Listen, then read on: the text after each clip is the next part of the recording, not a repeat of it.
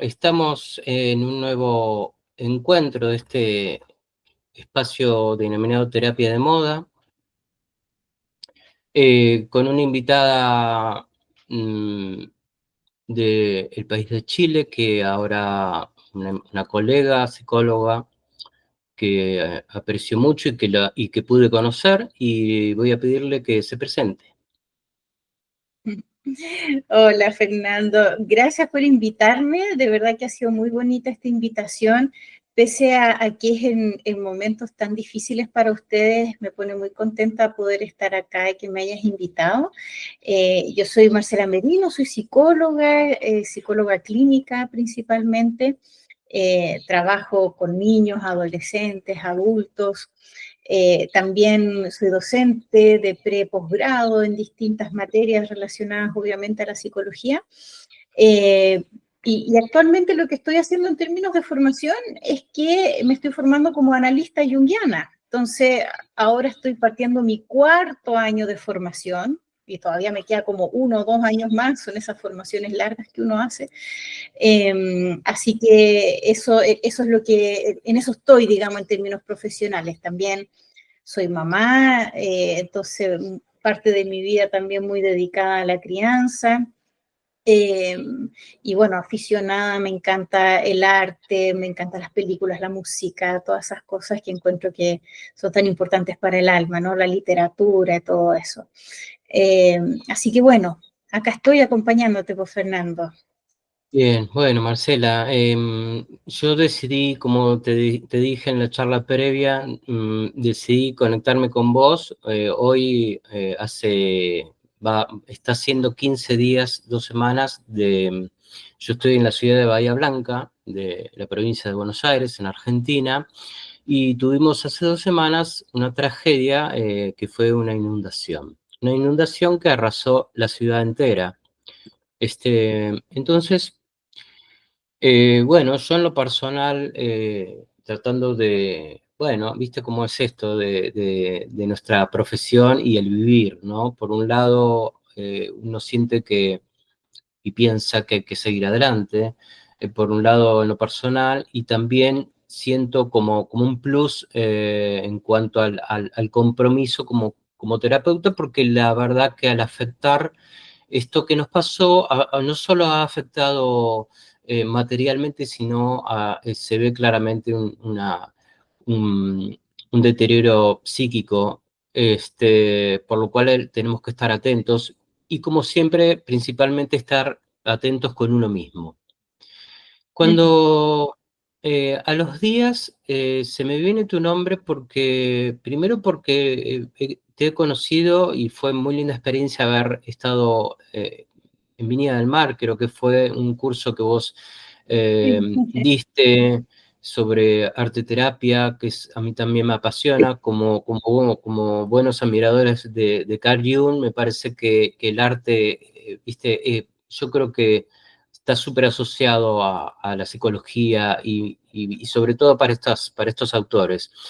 Y también te asocio porque creo, como te decía al principio, tu país ha tenido una historia, más que quizás nuestra ciudad, de cuestiones que yo, del poco tiempo que he estado esos meses, me di cuenta que lo tenían como incorporado a la cuestión de los sismos y de ¿no? Los terremotos. Bueno, quiero que me cuentes un poco qué tan al tanto, cómo te atraviesa ese tema a vos, o cómo ha atravesado tu historia.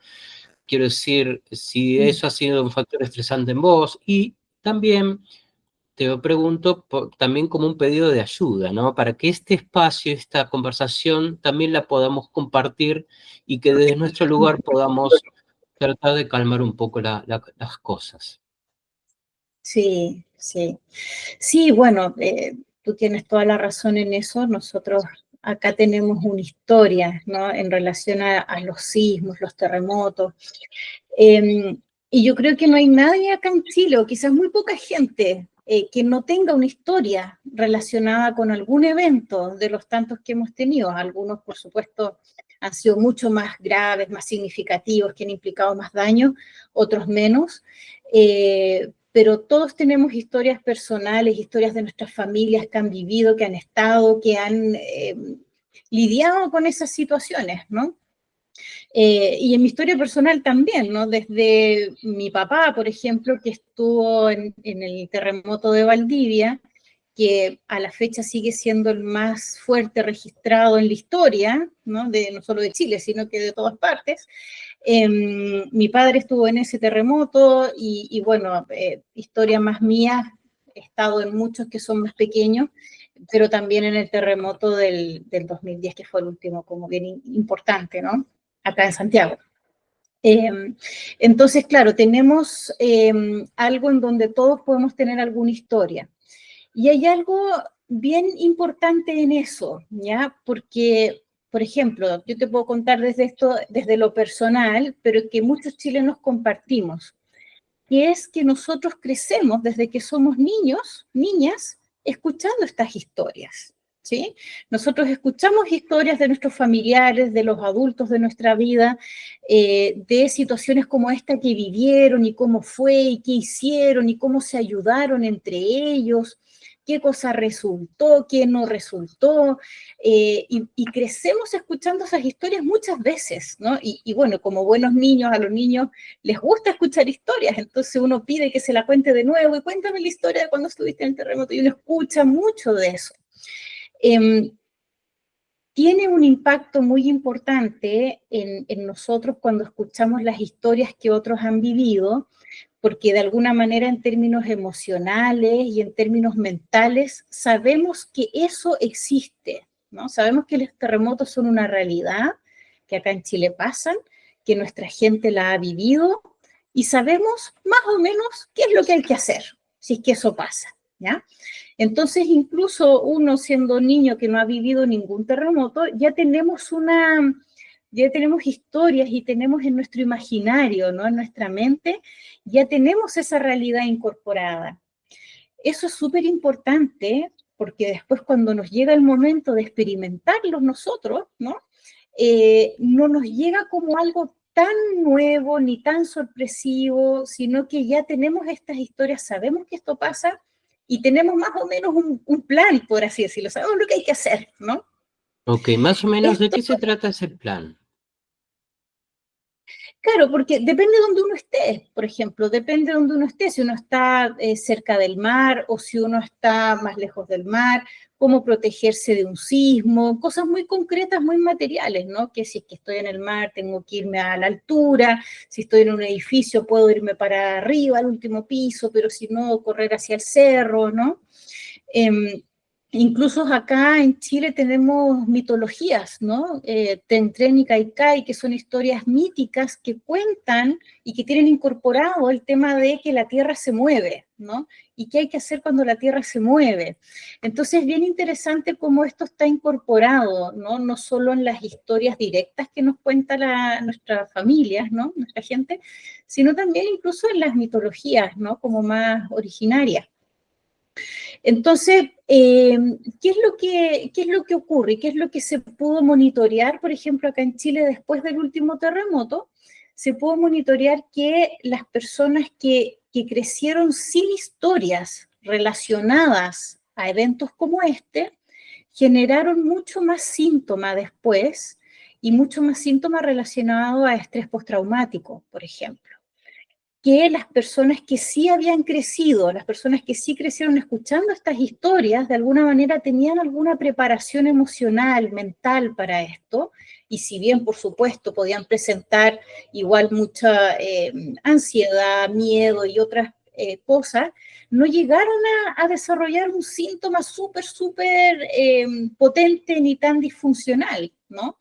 Y en parte se cree que tiene que ver con eso, ¿no? Con una narrativa que se va heredando de alguna manera y que nos ayuda a prepararnos. Entonces, por ejemplo, algo que nosotros estábamos hablando cortito recién, Fernando, antes de empezar a grabar, era como un poco la naturaleza inesperada de lo que a ustedes les tocó vivir, ¿no? Como algo que nunca, que no había como una historia previa de eso, que no había mucha preparación. Entonces, cuando algo así ocurre, el golpe que tienen las personas es enorme, ¿no? Y es mucho más a ver, como que tiene la posibilidad de generar mucho más secuelas, podemos decir, a nivel mental, emocional, que algo que sabemos que cada cierto tiempo ocurre y que más o menos sabemos qué hacer, ¿no? Es muy distinta la experiencia. Es muy distinta. Y también hay que decirlo, no sé si a Chile ha llegado la noticia de esto que nos pasó, creo que sí, porque ha llegado a todos lados y a países de Europa, creo que estabas enterada antes de que yo te cuente, ¿no? Me parece.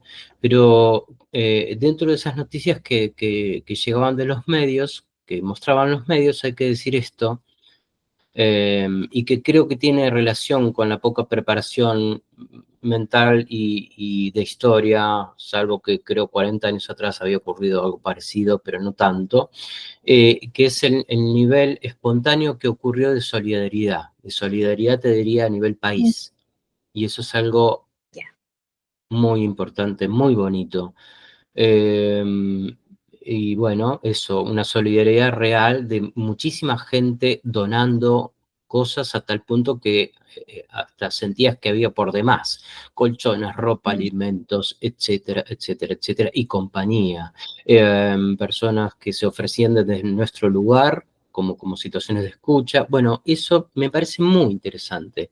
Frente a las cuestiones en las que uno no está preparado, me parece que sobresalen más las cuestiones de la urgencia, ¿viste? Ujú. Eh, Sí. cuando decías lo de la mitología y de la narrativa, tan interesante me parece lo que decís, y lo linkeaba con esto de la teoría junguiana, ¿no? Que también él toma mucho acerca de los mitos, ¿viste? Y más allá de los Ujú. arquetipos. Em, Lo que me quedé pensando cuando me decías de tu padre, lo de Valdivia, más o menos en qué año fue, En el 60. en el 60, bien. Y él, él te ha contado lo que había vivido, esto lo sabes por su narrativa, digamos. Correcto, correcto. Por la historia de él, que él tenía 10 años cuando eso pasó. Ok. Y, por ejemplo, vos siendo madre de una niña, Sí, sí, mi bien, niñita tiene 8 8, y bien. ¿Cómo es eso? ¿Vos también le contás? ¿Ella ya sabe? ¿Cómo es? A ver, vos como madre, ¿cómo lo afrontás?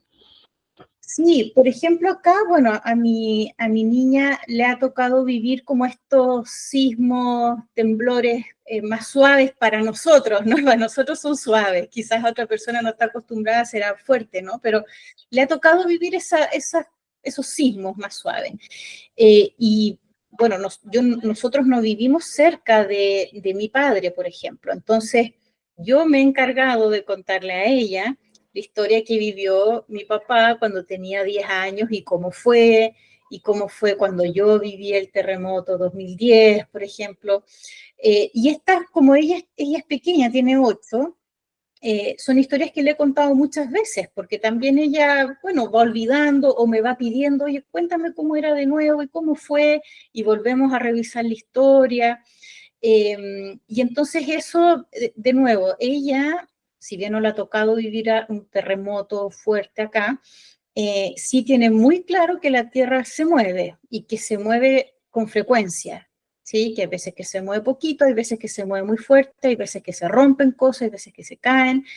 Eh, y entonces, por ejemplo, la otra vez nos pasó que tembló, la última vez que tembló fue un poquito más fuerte fue en diciembre, ¿no? Y cuando llegamos acá a la casa, porque estábamos afuera en la calle, cuando llegamos a la casa la puerta estaba trabada. Eso es algo típico que puede pasar, no se queda atorada la puerta. Entonces ella como que se sorprendió mucho y yo le dije, bueno, es que estas son cosas que ocurren, ¿no? De pronto cuando se mueve mucho, después ahora no podemos entrar a la casa, entonces tenemos que encontrar la manera. Y bueno, se va como, ella va creciendo en un mundo donde eso es totalmente posible y vamos buscando soluciones para estas cosas, ¿no? El día de mañana a ella le va a pasar muchas veces eso, ¿no? Y más fuerte. Pero ya sabe por mi papá que eso pasa y que uno puede hacer cosas para después como recomponerse de eso, ¿no? Porque yo creo que ahí es donde está algo tan clave que tú también dijiste, porque algo fundamental para la resiliencia en una comunidad es justamente las redes de apoyo, ¿no? Redes de apoyo emocionales y también materiales, ¿sí? Entonces, también como contar en esta historia cómo fue que se salió de eso, cómo se organizó Valdivia, cómo se organizó Osorno, que son las ciudades donde fue el terremoto fuerte que vivió mi padre, cómo se organizaron esas ciudades, ¿no? Cómo lograron salir de eso. Y luego cómo nos organizamos acá en Santiago cuando nos pasó a nosotros, ¿no? En momentos históricos súper distintos, con comunicaciones muy distintas. Todo eso es como un bagaje, ¿no? Importante de conocimiento que uno empieza como a heredar también a los más chiquititos. Impecable, impecable. ¿Qué querés me contar o qué recordás de tu experiencia en el 2010? ¿Lo tenés muy presente? ¿Te lo estoy haciendo revivir ahora? ¿Forma parte de tu cotidiano o ya no? ¿Qué recordás? Sí, bueno, en ese momento yo vivía sola, yo estaba viviendo en un edificio en el piso 6. En Santiago. eh, en Santiago, esto fue como a las 3:20, entre 3:15 y 3:20 de la mañana, en la noche. Eh, y claro, yo tenía también como estos conocimientos de más o menos dónde ponerme o qué hacer en caso de un terremoto fuerte. Muchas veces en la noche en la noche sobre todo se sienten con más facilidad, a veces hay temblores en el día, pero no los percibe uno, pero cuando uno está acostado es más notorio, entonces muchas veces había tenido la experiencia de que temblara un poquito, entonces ahí yo me levantaba y armaba una mochila, ¿no? Por si tenía que salir corriendo después. Ese hábito lo tenía desde años atrás. Y acá, claro, la experiencia fue distinta porque yo estaba, bueno, durmiendo y yo cuando me desperté el terremoto ya estaba instalado, ¿no? No viví y no sé si hubo una partida suavecita que fue creciendo. Yo cuando me desperté ya estaba fuerte. Pero perdón, Eh, ¿ustedes sabían que esto podía pasar? ¿Se puede informar previamente que esto puede pasar o no hay forma? Tan precisa no. Tan precisa no. O sea, ¿qué No, ocurre? Que como, ocurre de manera imprevisible. claro, de forma imprevista, pero de alguna manera siempre sabemos que en cualquier momento puede pasar, ¿no? Es como esa situación paradójica, ¿no? No podemos saber el momento exacto, pero sabemos que en cualquier momento pudiese ocurrir algo así, ¿no? Eh, y bueno, me pasó a mí y a muchas personas de que no nos pudimos mantener de pie, ¿no? Entonces yo tampoco pude hacer mucho. Me levanté de la cama para tratar de hacer algo, pero finalmente me caí y me quedé ahí en el suelo esperando que pasara, ¿ya? Eh, pero se movía tan violentamente el edificio que yo tuve esta experiencia como de sentir que hasta ahí llegué. O sea, yo dije, aquí me muero, no voy a sobrevivir a esto. ¿No? Tuve como esta sensación de que como se movía tan violentamente, mi sensación era que el edificio se iba a caer, ¿no? Eso sentía yo. Yo sé que en la práctica acá en Chile, racionalmente, es muy difícil que eso pase. Puede pasar un edificio que no cumple con la normativa, etcétera, puede pasar, pero es muy difícil que eso pase. Pero de guata, yo en mi cuerpo, yo dije aquí listo, hasta aquí llegamos, ¿no? Y bueno, finalmente cuando todo paró, no había, bueno, estaba la luz cortada, obviamente, sonaban todas las alarmas de los autos, había mucho ruido, y durante el terremoto el ruido era ensordecedor, o sea, reventaban los transformadores de la luz, sonaban cosas que se rompían, era un ruido pero infernal. Y cuando paró ese ruido como de la tierra y de las cosas que se rompían, quedó como el ruido de las alarmas y cosas así.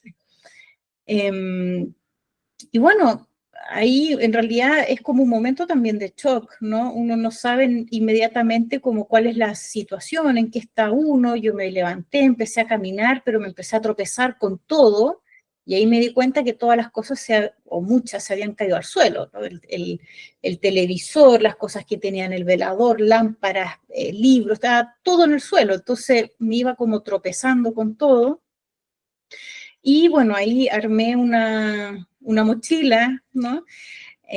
Puse cosas que consideré importantes, puse agua, puse velas, algunas cosas porque no sabía si tenía que evacuar el edificio o no, no entendía bien el estado, ¿no?, del lugar donde yo estaba. Y bueno, ahí ocurre esto de encontrarse con los otros, ¿no? Abrimos la puerta, todos los que estábamos ahí abrimos la puerta, nos miramos y empezamos de inmediato como entre todos a apoyarnos, ¿no? Algunos juntó un poco de comida, que agua, que nos compartimos las velas, hicimos como cosas de ese estilo, nos pusimos de acuerdo, bajamos todos al mismo tiempo. Y abajo del edificio nos juntamos los que vivíamos ahí a acompañarnos y a tratar de decir, bueno, se puede seguir en este edificio, nos tenemos que ir, o en qué estamos, ¿no? Alguien ahí puso la radio en su auto, y esa fue nuestra manera de informarnos, ¿no?, de lo que estaba pasando. Después de eso siguió temblando varias veces, porque ocurren hartas réplicas, y de hecho tuvimos réplicas por meses después, pero las réplicas más fuertes son como más cerquitas, ¿no?, del evento principal. Por supuesto, nadie se podía comunicar con nadie, ¿no?, en los teléfonos, nada de eso funcionaba. Entonces nuestra única manera de comunicar, o sea, de estar informados, era con la radio de un auto que estaba ahí. Y bueno, en esa época yo todavía tenía en mi casa un teléfono, de estos teléfonos de pared de casa, ¿no? Como con antiguos, ¿no? Conectado a la pared. Y de pronto pensé que quizás ese podía funcionar, porque el celular, internet, obviamente nada de eso. Y se me ocurrió llamar a mi familia al sur, a Valdivia, desde ese teléfono, y curiosamente la llamada pasó. Fue un poco suerte también, ¿ya? Pasó la llamada y pude hablar con mi familia más o menos tipo 5 o 6 de la mañana, que ellos también, el terremoto abarcó mucho, también tembló allá, ¿no? O sea, allá que a 10 horas de distancia en auto, ¿no?, para que te hagas una idea de lo que queda muy lejos. Allá también tembló, y un poco ellos allá creían, les habían avisado que el epicentro había sido en Santiago, que no fue así, ¿no? Eso no era información correcta, pero al principio como que no se entendía bien. Entonces mi mamá estaba espantada pensando que yo estaba en el epicentro y que había sido... Ok, ¿y cuál había sido el epicentro? El epicentro fue más al sur, pero de todos modos acá se sintió fuertísimo. O sea, fue tan grande, no fue tan intenso, que de todos modos se sintió acá también, ¿no? Entonces, bueno, ya cuando pude avisar de que estaba bien todo, y ellos me avisaron que estaban bien, ya, como que de ahí en adelante nos quedamos como tranquilos, anímicamente hablando. Y ya después fue un proceso como de ir ordenando, organizando, ¿no? En ese sentido, acá en Santiago, si bien fue súper fuerte y hubo harto daño y un montón de cosas, por supuesto que no fue para nada el lugar más golpeado, ni donde hubo más daños en todo aspecto, ¿no? Entonces hay otros lugares que fueron muchísimo más afectados, más fallecidos, donde las casas, los lugares quedaron más destruidos. Entonces la reconstrucción y todo eso fue un proceso mucho más largo, el impacto emocional evidentemente mucho más largo. Entonces a mí me tocó vivirlo fuerte, sí, fue intenso, es algo que siempre voy a recordar y todo, pero no tiene comparación con lo que experimentaron otras personas, ¿no? Entonces, en ese sentido también, como afortunada dentro de lo que fue esa experiencia. ¿esta historia es un poco también la que le contaste a tu hija o evitaste algunos detalles? No, con ella conversé todas estas cosas, ¿no? Mm, Cuando yo le digo, se siente mucho, mucho ruido cuando está temblando fuerte. A ver, mm, pero ¿cómo es el ruido? Y yo le digo, bueno, es que empiezan a explotar cosas afuera, entonces se ven luces fuertes, pero es porque están explotando las transformadores de la luz y suenan las alarmas de los mm, autos y la tierra hace un ruido muy fuerte, ¿no? Entonces uno empieza a preparar también a los niños de que a mm, ellos cuando les toque vivir esto, van a experimentar eso también como de un ruido que es como ensordecedor, es como tanto, tanto ruido que se agrega como a la experiencia de miedo que uno tiene, porque no solo es que uno se está moviendo, sino que también hay un ruido muy fuerte, ¿no? mm. Y en O qué sea que lugares es de algo la de, casa. claro, y digo que es algo geográficamente del orden de lo inevitable. Ustedes saben que esto va a seguir pasando, Correcto, ¿eh? correcto. ¿Ha habido alguna situación que vos conozcas en donde algunas personas se hayan ido a vivir a otro lado por esto? ¿A otro Bueno, país? este es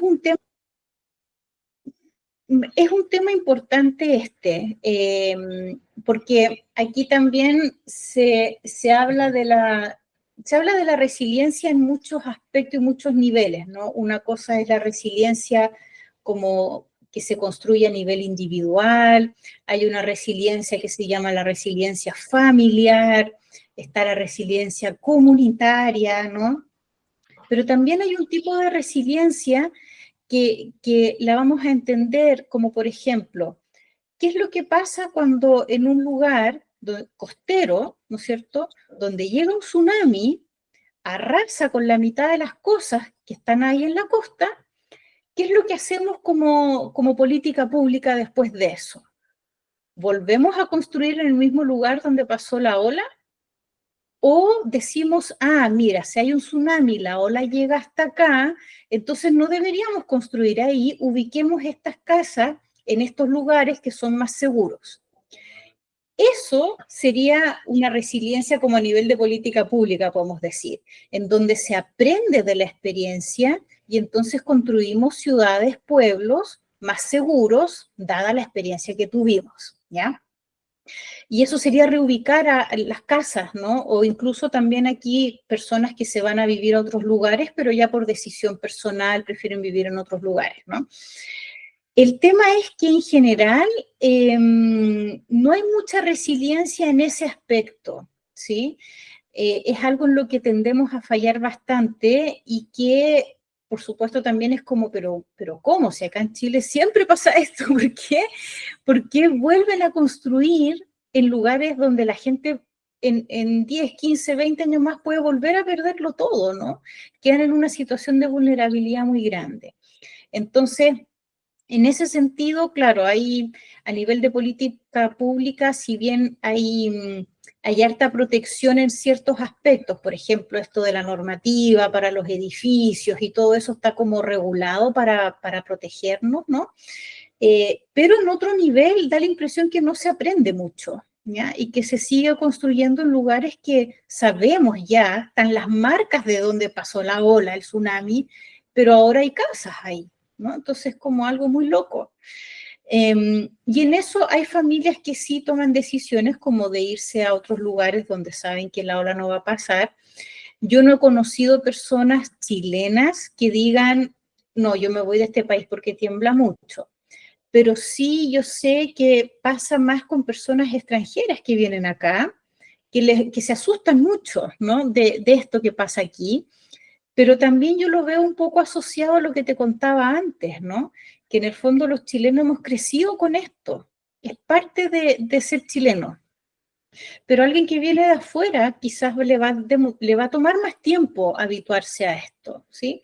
Muchos, por supuesto, logran habituarse, se quedan, pero de pronto, claro que puede haber personas que dicen, no, y aquí de verdad que es mucho y simplemente se van. Sí, sí. Cuando ocurre esto en el 2010, em, ¿cómo te encuentras vos en tu biografía? Quiero decir, vos estabas estudiando psicología, ya eras psicóloga. A ver, quiero sacar esas cuentas porque te quiero preguntar un par de cosas al respecto. A ver, ¿cómo era? Sí, no, yo ya era psicóloga, estaba estudiando, estaba haciendo ya un segundo posgrado en ese momento. Y estaba abriendo, o sea, al poco tiempo, sí, como al poco tiempo estaba abriéndome como el camino ya en el estudio más directo de esto, como que tú decías, el arte terapia, ¿no? O que llamamos psicoplástica desde lo junguiano. Y abriéndome camino también en lo laboral en otras cosas, pero ya dentro de la psicología, ¿sí? Bien. Sí, estaba en eso. ¿Cómo te influye, te jugó a favor o en contra esto? ¿Qué cosas? ¿Psicóloga? ¿Mm? Bueno, yo creo que mira, hay algo que me acompaña hasta ahora de esa experiencia, porque cuando ocurrió esto, muchos colegas nos inscribimos en un portal especial, qué sé yo, para ofrecer nuestra atención de manera gratuita a personas que estuvieran atravesando por dificultad emocional y todo relacionado al terremoto, ¿ya? Entonces yo me inscribí en este portal para poder atender personas. Y dentro de las personas que recibí a una mujer, esto del 2010, eh, con la cual sigo trabajando hasta el día de hoy, ¿no?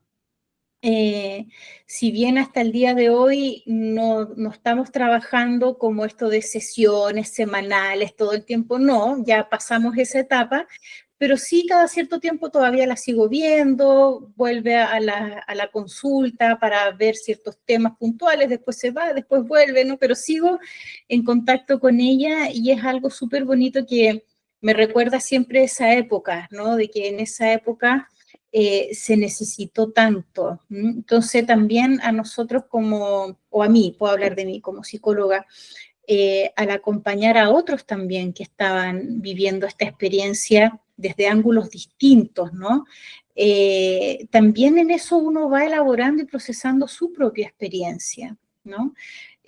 Al escuchar, al contener, y después uno entonces también cuenta su propia historia a otras personas, y en eso de poder hablar, ¿no? Eso es como clave cuando uno vive situaciones así, cuando uno puede hablar de lo que está ocurriendo, cuando podemos hablar de lo que pensamos, de lo que sentimos, contar nuestra historia una y otra vez a personas que nos están escuchando con empatía, con cariño. Eso es lo más reparador al final, en términos como emocionales de algo así. Y fíjate que, bueno, es algo que me estaba ocurriendo en estas 2 semanas, que también son experiencias que también nosotros como terapeutas hemos vivido. En este caso no hay transferencia ni contratransferencia que valga. Me parece que acá también tenemos que dar, digamos, explicitar lo que inevitablemente lo que nos fue, porque lo que vivió el otro también lo vivimos nosotros, desde ya que siempre desde una experiencia subjetiva y de experiencias geográficas diferentes, hay una diferencia, pero también hay algo que une, que lo estoy vivenciando ahora esto, ¿no? ¿Qué pasa con la experiencia del otro? Fue también mi experiencia, ¿no? Acerca de lo que estuvo ocurriendo acá. Eh, Te quiero preguntar también si vos ya eras psicóloga en esa época. ¿Crees que esto de la característica de Chile en cuanto a los terremotos es algo que forma parte de la clínica o no necesariamente? ¿Cómo lo ves vos? Que como si te dijera un punto de motivo de consulta, ¿se entiende o no? Bueno, en esa época era motivo de consulta ese terremoto puntual, ¿no? Que en el fondo las Sí, personas ¿y cuánto duró ese no. motivo de consulta? ¿Por cuánto tiempo fue el motivo de consulta? Mm, a ver, si lo pienso sí, yo creo que, a ver, esto fue en febrero, ya, como de 2010. Fue motivo de consulta los primeros meses después de eso, ¿no? Como podríamos decir 6 meses, por ejemplo. Hay personas que consultaron de manera más desfasada, gente que se demoró en pedir ayuda, o personas que empezaron con sintomatología también desfasada, ¿no? Y dentro de lo que a mí me tocó acompañar, yo diría que fue ese periodo, ¿no? Y sobre todo fue con personas que sufrieron muchas pérdidas asociadas al terremoto, ¿no? Ya sea porque perdieron un familiar, perdieron una mascota, se accidentaron y entonces sufrieron algún accidente importante que les dañó su cuerpo de forma permanente, como ese tipo de situaciones, ¿no? Eh, Personas, claro, que hayan perdido su casa, por ejemplo, como pérdidas así, ¿no? Bien importantes. Otras personas que no tuvieron pérdidas de ese estilo, muchas no consultaron. Claro. No, nunca. Esta persona que hoy hacías referencia que acompañas desde el 2010 hasta hoy, ¿crees que hay algo en particular que se da, que en el resto no, que hace que continúen juntas? Claro, lo que pasa es que con ella el motivo de consulta fue el terremoto y como consecuencias del terremoto, y eso fue como tema, fueron consecuencias igual significativas, entonces fue tema de terapia muy directo el primer año, año y medio, pero ya después de eso empezamos a entrar en otras cosas, ¿no? Que ya no era el terremoto. Claro. Eran otras cosas más vitales y acompañamiento de otro tipo, ¿no? Que ya no tenía que ver el terremoto. Sí, sí, sí. Bueno, también me das pie, ahora que decís esto de otros temas, y me imaginé esta respuesta. Quiero aprovecharte para que hablemos de otros temas y de alguna manera están vinculados a esta situación que estamos viviendo, en este caso en mi ciudad. Contame lo que puedas, como si te dijera brevemente, pero ya sé que no es tan sencillo hacerlo. Eh, Quiero que a ver, hoy te decía por fuera de la grabación que Carl Jung no representa, al menos en nuestro país, como una figura muy presente en cuanto a la formación como psicólogos. Y yo es algo que particularmente lamento mucho, ¿viste? Yo trato de de tenerlo presente y tirar, ¿viste? Que por suerte en general antes teníamos muy poco acceso a la información y ahora podés ver una entrevista entera del tipo. Y eso dije, qué maravilla. Qué maravilla, claro.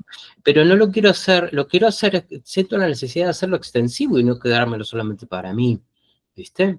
Entonces, quiero también preguntarte por qué llegas a este autor, por qué continuás, estás haciendo una especialidad concreta, ¿qué puedes contar acerca de este autor y la importancia que tiene? Bueno, etcétera, etcétera. También algo sobre arteterapia, que yo, Marcela, debo decirte que fue una de las experiencias más importantes que yo tuve como formación, la que hice Mira, contigo. Sí, y la verdad que he hecho qué varias cosas, y no solamente por tu persona, sino por el grupo, ¿viste? Es algo que a mí al día de hoy me ha marcado mucho, de verdad. Entonces, eso, te lo quiero agradecer una vez más. qué Eh, bonito. sí, porque a veces viste que uno tiene incorporado ciertas informaciones y cuando viene alguien literalmente de afuera, hace que podamos, qué sé yo, viste, recibir cosas que uno en lo cotidiano por ahí no, porque está acostumbrado en esta cotidianeidad, ¿viste? Entonces, lo Claro. mismo que quizás me acuerdo que ustedes decían que iban a Argentina a comprar libros. Yo sé que también Sí. Argentina es un lugar de referencia, claro, porque también tenemos lugares muy interesantes, ¿viste? Creo que Latinoamérica entera habría que pensar que tiene, con Marisa Montero en Venezuela, digo, no es casualidad que Latinoamérica tenga, pareciera una, típico también de nuestra identidad latinoamericana, tenga como una psicología que yo quiero pensar y quiero defenderla como con identidad propia, ¿no? A diferencia de Europa. Nosotros venimos de autores europeos, ¿viste? Bueno, es tiempo de empezar a hacer una psicología con identidad latinoamericana y que quizás tenga características que no tienen en Europa, que es como si te dijera más sanguínea, más menos fría, etcétera, etcétera. Sí, ¿Cómo es sí. tu traducción respecto de este autor? ¿Por qué lo elegís? No es el único que elegís, por supuesto, pero a ver. Pero es el regalón, como decimos acá en Chile, ¿no? Tienes tu autor regalón. A ver, está también vinculado con un poco la época del terremoto, curiosamente, porque ese mismo año yo comencé a estudiar psicoplástica, ¿ya? Y cuando entro a esa formación, ahí me empecé a dar cuenta de que el autor principal del que se basaba toda la comprensión de cómo nos vamos a acercar a una expresión artística, ¿no? Era Jung. Y yo conocía a Jung superficialmente por lo que vi en la universidad, porque acá también en las universidades no se ve mucho a Jung. Entonces lo conocía muy superficialmente, pero entrando en esta formación, sin querer, me empezaron a enseñar más de Jung, ¿no? Y yo me empecé a maravillar con esto, o sea, de verdad que a mí me hizo mucho sentido la mirada de Jung del ser humano y la complejidad con la que se acerca, ¿no?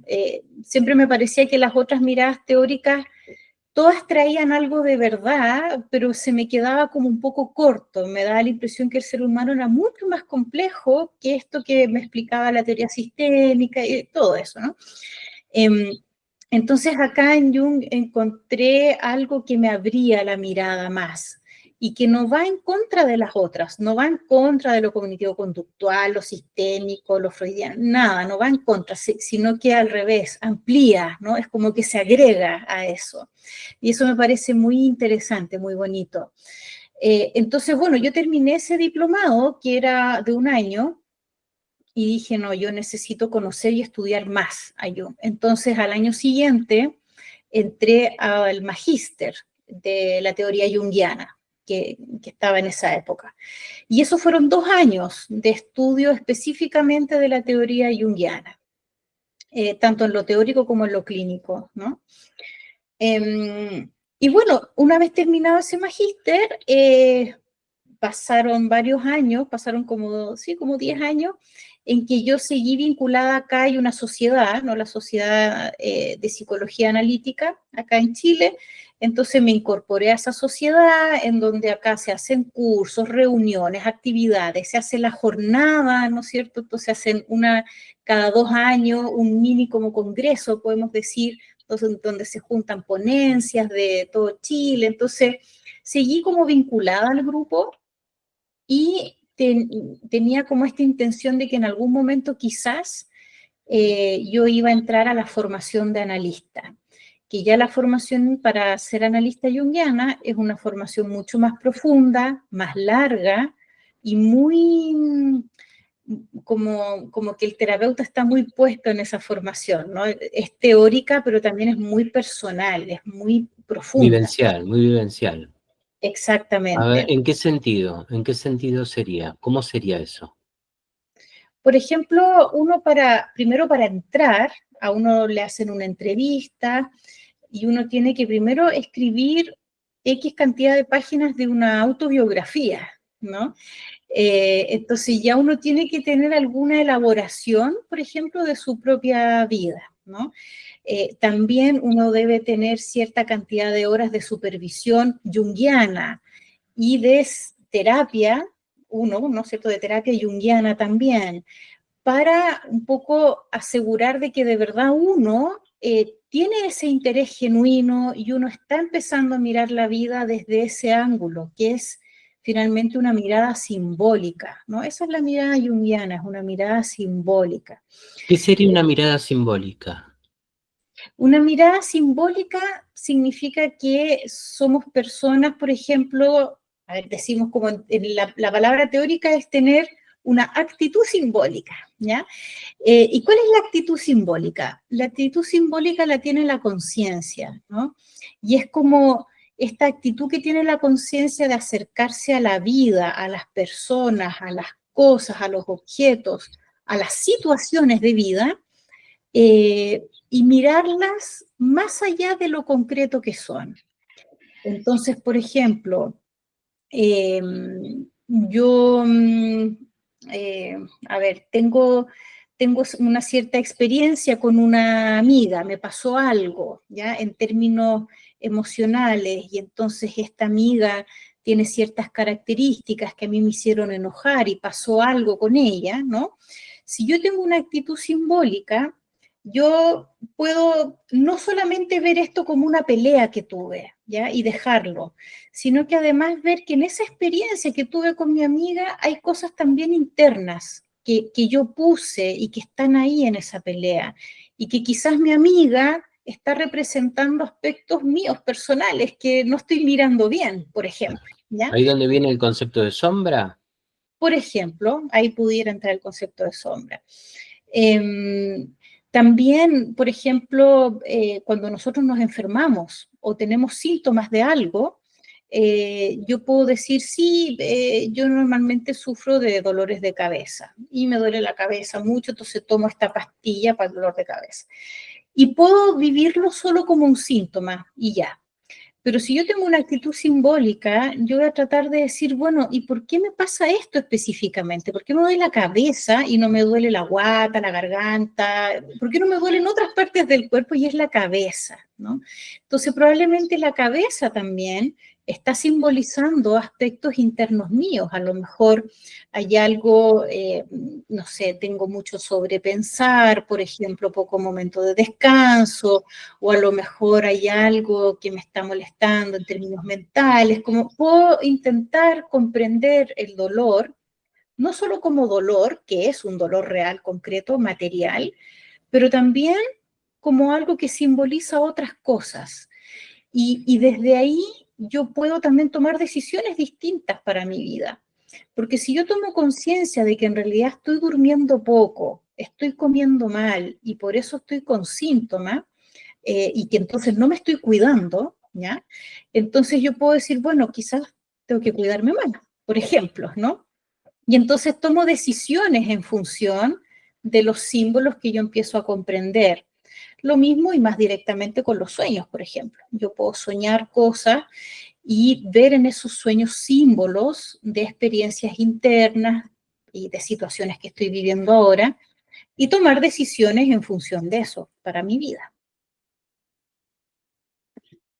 Muy interesante, muy interesante. Llegar a poder descifrar estas cuestiones, ¿vos crees que se necesita sí o sí un otro que ayude a descifrarnos, o también el encontrar lo que viene a simbolizar uno mismo lo puede hacer? ¿Cómo sería en tu caso, como es, por ejemplo? Sí, bueno, en general las dos cosas, ¿no? Lo que pasa es que ayuda mucho el otro, ¿sí? El otro que te guía, sobre todo cuando uno no está acostumbrado o está recién partiendo en esto. El otro que te guía con preguntas y entonces uno en las propias respuestas que uno va dando va encontrando como, ah, sí puede ser esto, ¿no?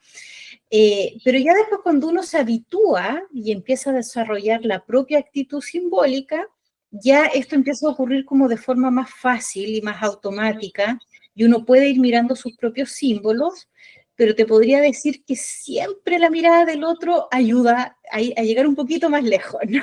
Aunque uno tenga como el entrenamiento, el otro, que ahí está la interacción, ¿no? Como lo mucho que el otro, la mirada de afuera te puede aportar, siempre te va a ayudar a como comprender un poco más, ¿sí? Una maravilla. Marcela, ¿qué relación está entre esto de los símbolos y los arquetipos? ¿Estamos Mm, hablando de cosas parecidas? ¿Cómo es? claro, por ejemplo, el símbolo es algo que crea la psique completa. Entonces, por ejemplo, vamos a hablar de un ejemplo específico. Si tú soñaste con un árbol, por decir algo, el árbol es un símbolo. Y es un símbolo que tiene material de toda la psique, tiene material de la conciencia, porque tú sabes lo que es un árbol, puedes reconocer, tiene material de tu inconsciente personal, ¿no? y tiene material del inconsciente colectivo. Y ahí es donde entra lo arquetípico, ¿sí? Entonces, ¿por qué tiene material del inconsciente colectivo? Porque el árbol, por ejemplo, es un elemento que ha estado en la historia de la humanidad desde que el humano es humano. Los humanos nos hemos relacionado con los árboles desde siempre, ¿ya? Y por lo mismo, en la medida que hemos ido evolucionando como especie, al árbol lo hemos ido cargando de significado, de sentido. Nosotros no nos relacionamos con el árbol solo, sino que vemos el árbol, pero además le proyectamos y lo cargamos de significados que tienen que ver con nuestra historia como especie humana, ¿sí? Y además de eso, le cargamos significados personales, y ahí está el inconsciente personal, que es mi experiencia con los árboles, cómo yo he vivido con los árboles, a qué lo asocio yo.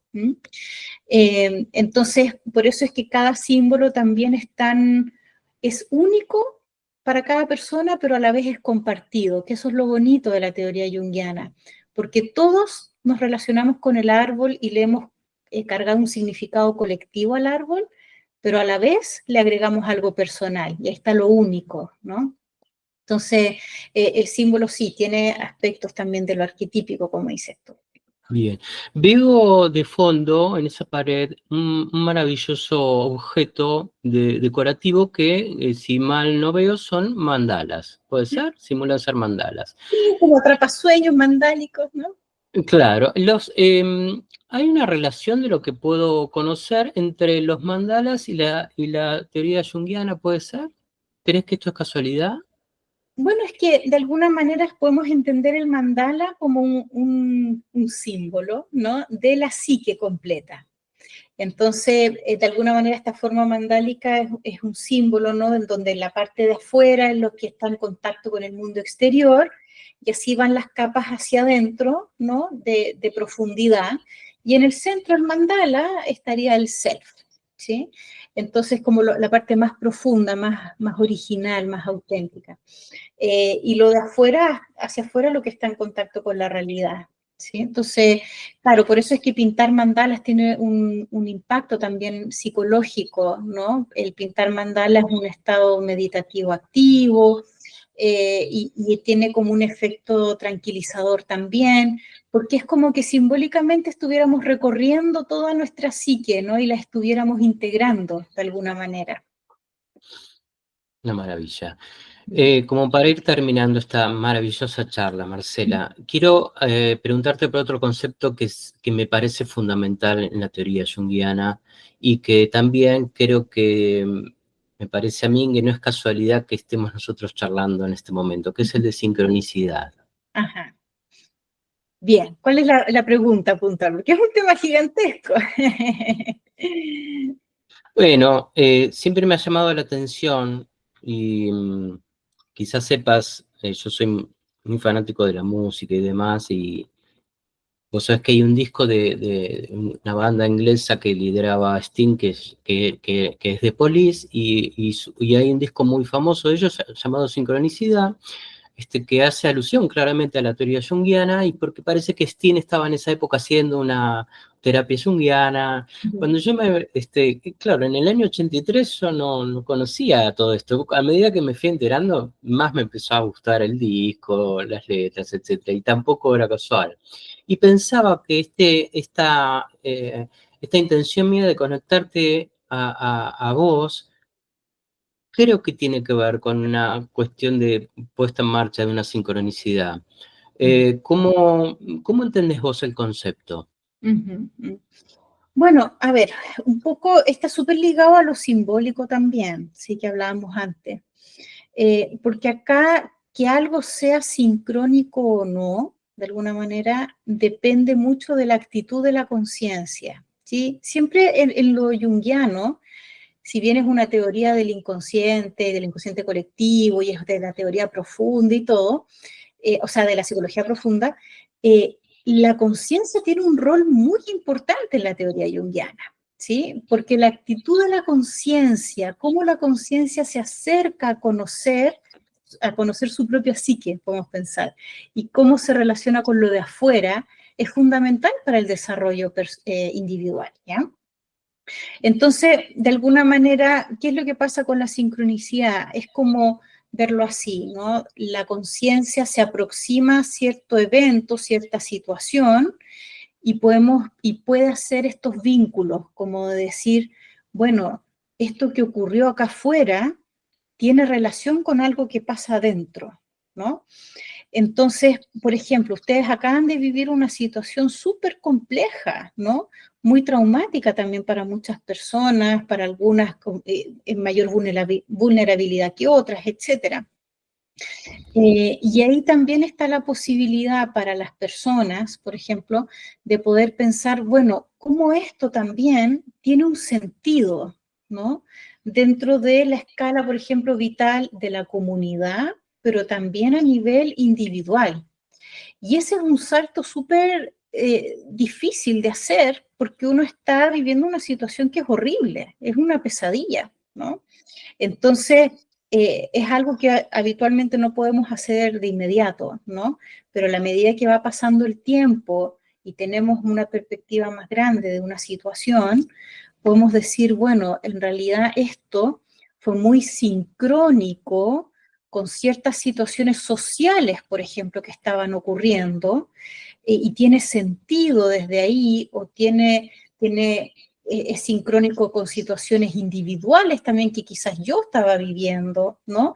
Entonces, es así como las personas, desde la teoría junguiana, tenemos la posibilidad de vivir como con un sentido dentro de las cosas que nos pasan, ¿no? Porque si no, también nos vemos un poco como aislados de lo que ocurre, ¿no? Es como que, o nos vemos como muy desvalidos de lo que ocurre. En cambio, si nos vemos como parte de lo que está ocurriendo y que también las cosas logren hacerme algún sentido, se vuelve algo que puede enriquecerme en el tiempo, ¿no? Impecable. Vos sabés, me estaba acordando de las personas que estoy viendo que fueron menos afectadas, quizás son inversamente proporcional a las que más están ayudando, como Mm. una forma, ¿no?, de encontrar ese sentido. Y también pensaba en la lectura de la psicología humanístico-existencial. Digo, cómo Jung logra integrar muchas teorías. A mí también me gusta mucho de él eso, como ¿viste? En vez de que las teorías, que nunca me gustó esto de pensar las teorías como si fueran adversarias, sino integradas. Me parece que es un autor clave para poder leer varias cuestiones que se enlazan, ¿viste? Ya sea psicodinámicas, incluso relacionales vinculares sistémicas, gestálticas, humanísticos existenciales, ¿viste? Correcto. En nuestro diálogo creo que también ha ocurrido eso. Bueno, ¿cómo te has sentido, Marcela? Bien, muy contenta de que me hayas invitado, gracias. ¿Algo que quieras agregar? No, nada, solamente espero que vayan, a ver, que sigan apoyándose entre ustedes. Yo creo que eso es súper importante, que reciban la ayuda también que necesitan recibir, y que vayan avanzando como comunidad juntos en esto, porque si las personas se van quedando muy solitas, muy aisladas, es más difícil para ellos. Así que qué bueno que estén pudiendo acompañarse harto. Tal cual. Bueno, te agradezco también por tu compañía. No, muchas gracias Nos por vemos pronto. eso. Chao, chao. Chau, chau.